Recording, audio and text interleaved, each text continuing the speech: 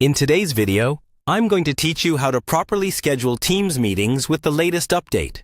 We'll walk through the full process together so that by the end, you'll feel confident setting up a meeting that's clear, organized, and easy for everyone to join.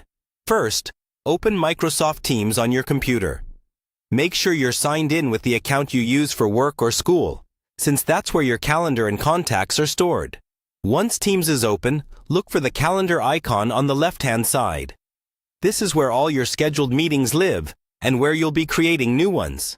At the top right of the calendar view, you'll see an option to create a new meeting. Click that, and a scheduling window will open. This is where you'll fill out all your meeting details.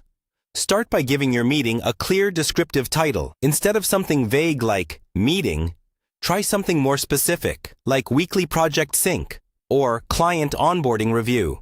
A good title helps attendees quickly understand what the meeting is about. Next, choose the date and time. Use the date picker to select the correct day. Then, set your start and end times. Take a moment to think about time zones if you're working with people in different locations.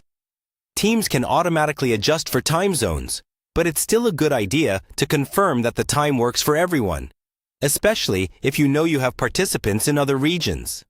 Now, add your attendees.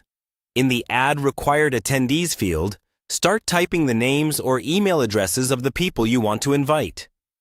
Teams will suggest contacts from your organization. You can also add optional attendees, such as people who don't have to be there but might benefit from joining. After that, choose whether this is a one-time meeting or a recurring one.